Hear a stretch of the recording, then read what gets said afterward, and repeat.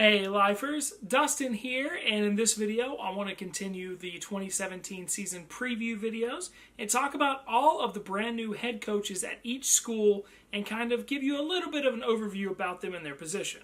Now, there are a lot. This is probably going to be quite a long video compared to some of the other ones I've done recently, so I'm going to talk about these coaches alphabetically by their school name. So it might be a little bit weird. I'm going to have timestamps down below. It's just a short little blurb about each coach, just to kind of give you a broad strokes as to who they are and what their background is. If you are interested in a specific coach or a specific school, I will leave timestamps down in the description, as well as in the very first pinned comment that I'm going to post to this video. Matt Rhule takes over a Baylor program that, let's be honest, is not in the best state at the moment. And considering everything that happened under Art Briles, if they don't have the right coach with great leadership skills, it won't go very well in the future. Luckily for the Bears, they have Matt Rhule. Now, this is a man who had a winning record at Temple, which, if you remember anything further than like 6 years ago, seemed almost an impossible task at the time.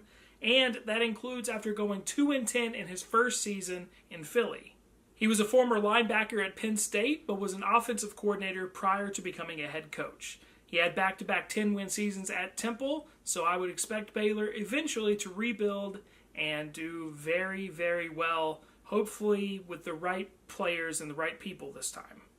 Cal hired former Wisconsin defensive coordinator Justin Wilcox to be their new head man in January. This comes after he was the defensive coordinator for the Badgers last year and was in the top 5 in the country, with his defense only allowing an average of 15.6 points per game. In a tough Pac-12 North with Stanford, Oregon, and Washington, a really good, near the top of the country defense could really win the division. He should be pretty familiar with the recruiting trails in the area, as he is a former assistant at USC, Washington, Boise State, and his alma mater of Oregon. He also got former Eastern Washington head coach Bo Baldwin as his offensive coordinator, and remember, the Eagles beat fellow Pac-12 North school Washington State last season. Luke Fickell finally got a chance to be the head coach for real for longer than one season when the Cincinnati Bearcats tapped him this previous offseason. Of course, Luke Fickell is 6-7 all-time as a head coach, being the interim head coach during Ohio State's just really turbulent 2011 season, and honestly, I don't hold that season that much against him. If anything, that time as the head man in Columbus should give Fickell a whole lot of experience. He should be very familiar with recruiting in the area, as he has been an assistant coach in the state of Ohio since 2000, and that's after he was a player at Ohio State. Now, an interesting question is, if he succeeds in Cincinnati, could that be enough to get the Bearcats into the Big 12? It'll be interesting. I'm not sure I need to talk too much about the newest FAU head coach. At age 41, Lane Kiffin has been quite the journeyman in the football ranks, not just in college, but obviously in pro. If you are the FAU Owls, you are thrilled to have the former USC, Tennessee, and Oakland Raiders head coach as your head man. The problem is, his departure from those places aren't exactly the most inspiring in the world. He has, over the course of his career, shown a propensity to be a little bit on the immature side, a little bit on the job hopping and opportunity side, and if you're FAU, I give it a year or two tops. But you need to use this as a platform to spring forward into the future. Now, of course, for the last 3 years, Lane Kiffin has been the offensive coordinator under Nick Saban in Alabama, and hopefully learning from arguably the greatest head coach in college football history, has found its way to kind of tweak his personality and make him be a bit more mature and professional in his role. We will see. The FIU Golden Panthers may have actually gotten the most interesting coaching hire in the offseason that I really haven't seen that much buzz about, and that is Butch Davis. He was the Miami head coach from 1995 until 2000 and basically built that 2001-2002 powerhouse teams that we saw down with the Hurricanes, and he was the head coach in a rebuilding phase for North Carolina from 2007 to 2010. He was also the head coach of the Cleveland Browns, but we don't talk about the Cleveland Browns. Not coaching for 7 seasons while being an analyst for college football will provide an interesting challenge to Davis, But at just 3 weeks younger than Nick Saban, he still has plenty of fuel in the tank.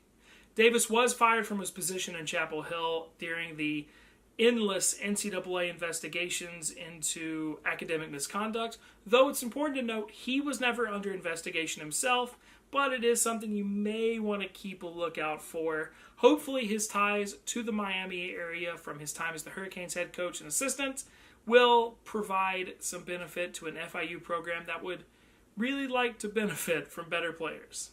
Former Cal head coach Jeff Tedford returns to Fresno State, a program he was a player at during 1981 and 1982, in hopes of revamping a program that has slipped pretty tremendously since the days of Pat Hill.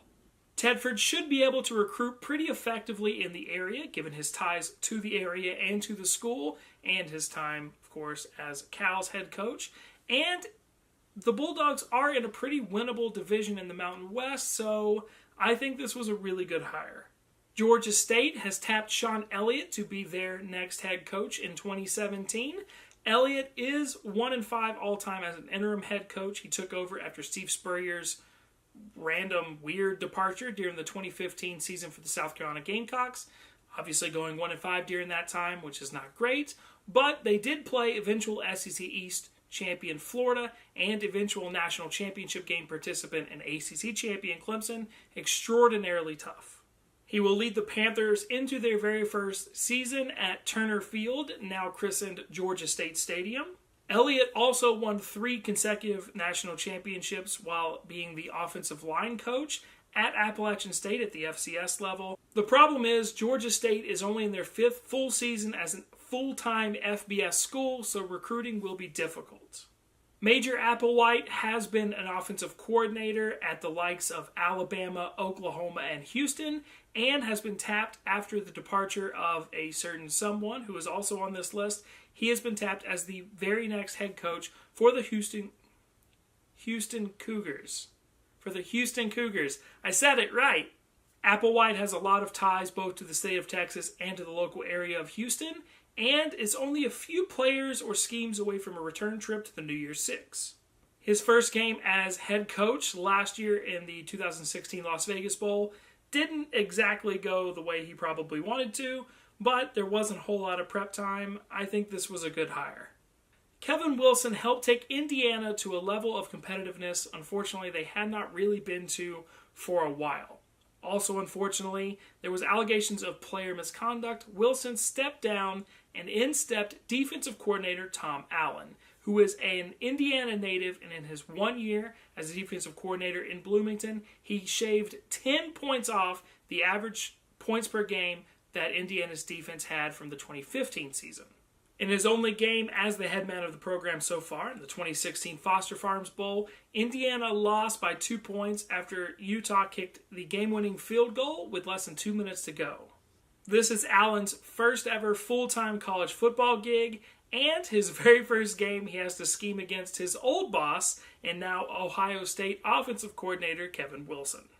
Ed Orgeron is now the full-time head coach at LSU, a job that he calls his dream job as he is a Louisiana native. He went 6-2 after filling in for the fired Les Miles after the Auburn game last year. He is very familiar with the area. He's a former head coach at Ole Miss and USC, where in 2013 he probably really should have gotten the USC job. So he has a load of experience. He sounds like the locals. He should be great at recruiting. He has a lot of energy, and having running back Darius Geis, who is on my preseason Heisman list, probably doesn't hurt, especially early on, as he tries to adjust to his first full offseason as the head coach of LSU. If it weren't for Texas, Minnesota probably would have had the biggest splash in head coach hires this offseason.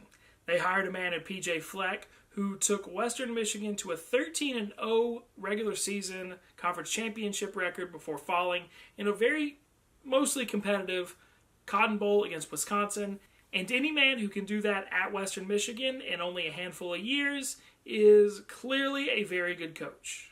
Yes, Minnesota is a tough place to win, but it's not impossible. And luckily for the Golden Gophers, they are not in the Big Ten East.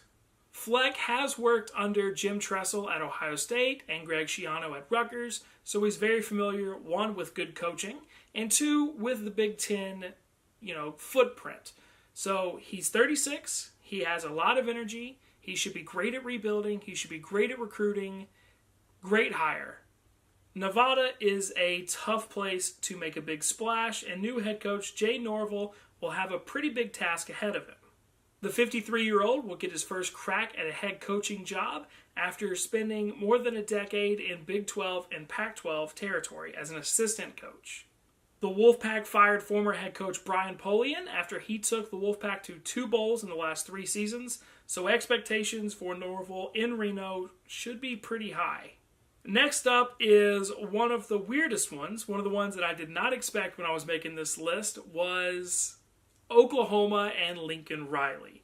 Now, of course, Bob Stoops stepped down in the first week of June as the head coach at Oklahoma after a very impressive and very successful run, and turned the keys to the car over to Lincoln Riley, his offensive coordinator, and arguably the most wanted coordinator in the country. Lincoln Riley has plenty of experience. He's very young. He takes over a very good team. This Oklahoma team should immediately contend for a Big 12 championship and a college football playoff, setting up recruiting for down the road. He's familiar already because he was already the offensive coordinator. Oklahoma, you did as good as you could in a situation like that. Good thing you already had a guy like Lincoln Riley ready to go. Next up, I want to talk about probably my favorite hire, the one that I'm the most excited to see, maybe not this year, but down the road a little bit, and that is Willie Taggart at Oregon. He took a Western Kentucky team that was transitioning into the FBS and took them to their very first bowl game, then went to USF and took over a team that was struggling, revamped them, and turned them into a 10-win program and a share of the American East champions. The man knows how to rebuild a program, and Oregon's recruiting and brand and resources should help with that tremendously, as is him luring away the great Jim Leavitt, former USF head coach as well. He's the defensive coordinator at Colorado last year and helped lead them to a Pac-12 South championship, and I think was the real critical piece in that turnaround they had last year. Well, now he's the defensive coordinator at an Oregon program that really struggled to get teams off of the field last season. Again, it may take a year or two before we truly see what he can do at Eugene, but I'm excited to watch. Since the end of Joe Tiller's reign in West Lafayette in 2008, Purdue has struggled. Since 2009, Purdue has only had one winning season and has won just one conference game. That's a lot of ones. Has won only one conference game each of the last 3 seasons. The answer could come in new head coach Jeff Brom, who took Western Kentucky to a 15-1 conference record over the last 2 seasons, and in their last 10 games of 2016, scored at least 44 points in every single one of them. Brom has been under the tutelage of Bobby Petrino for a while, and has run a Petrino-style up-tempo spread offense as an offensive coordinator and now as a head coach. If Brom can find the recruits and the quarterback and the receivers that he needs to properly run his offense, convince them to come to Purdue, and allow this system to develop for a few years, we could see Purdue contending for Big Ten West championships very soon. By the way, who was Purdue's very first game of the season this year? Against Jeff Brom's alma mater, Louisville. The San Jose State Spartans have appeared in just 3 bowl games since 1991, but Spartans are hoping that brand new head coach Brent Brennan can help turn that around. He's a California native who grew up near the town of San Jose and has plenty of experience coaching on the West Coast as an assistant at Cal, Oregon State, and San Jose State. This will be his very first head coaching gig. It will be an uphill battle. This will be a project that is going to have to take several years, but it'll be interesting to see if all of those connections to the local area can help in recruiting. Following the departure of Matt Rule to Baylor, the Temple Owls have turned to defensive coordinator Jeff Collins, whose defenses at Mississippi State and Florida were incredibly impressive. He helped get Mississippi State to the number 1 team in the country, which should give him some kind of a medal at some point. And his Florida defenses the last 2 years are literally the only reason the Gators won the SEC East in consecutive years.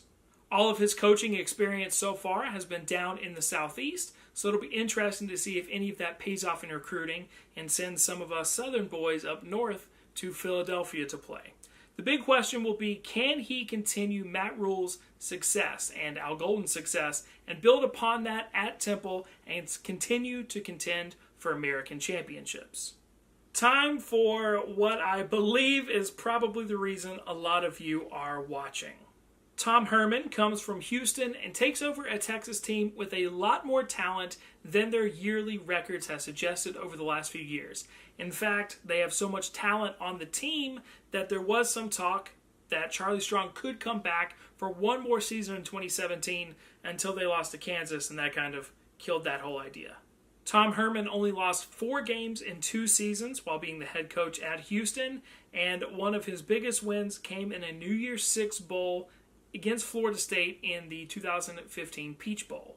So, in my opinion, Texas made the greatest head coaching hire of the 2016-2017 offseason. Herman is young, energetic, full of ideas. The cupboard is not bare. He will be great at recruiting. He already knows the state pretty well, especially in all of his time as assistants in the state. Some of those ties include being an assistant in the state of Texas from 1998 till 2008, so that's over a decade of state experience before he was even the head coach at Houston. I think he is going to do great. I think he's going to bring Texas back to prominence way sooner than later. I would honestly not be surprised if Texas finishes 2017 with a 10-win season. In a pretty rare move for coaches these days, Randy Edsall returns to the program that made him such a hot coaching commodity in 2011 in UConn. He was the coach there from 1999 until 2010, which he topped off with a Fiesta Bowl appearance against all odds. He knows the program, he knows the area, he knows the facilities, and he knows how to win with this program and how to do more with less when it comes to recruits.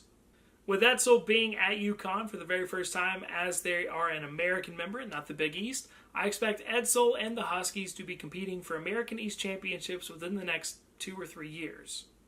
So that's it for me, guys. That is a very quick little brief paragraph basically about each coach coming into the 2017 season. Let me know down below which coaches you think are going to do the best, which ones do you think are going to be busts, which ones do you think are going to have the toughest road ahead. I'm curious about all that down in the comment section, so please let me know. Thank you all so much for watching. I hope you enjoyed it. If you did, make sure to give it a big thumbs up. You can also click the circle right there in order to subscribe or watch any of the other videos over there to the right that YouTube has suggested for you. Thank you so much for watching, and as always, until next time. 6 years ago seemed almost an impossible task at the time, and that includes after going 2-10 in his first season in Philly. He was a former linebacker at Penn State, but was an offensive coordinator prior to becoming a head coach. He had back-to-back 10-win seasons at Temple, so I would expect Baylor eventually to rebuild and do very, very well, hopefully with the right players and the right people this time. Cal hired former Wisconsin defensive coordinator Justin Wilcox to be their new head man in January. This comes after he was the defensive coordinator for the Badgers last year, and what their background is. If you are interested in a specific coach or a specific school, I will leave timestamps down in the description, as well as in the very first pinned comment that I'm going to post to this video.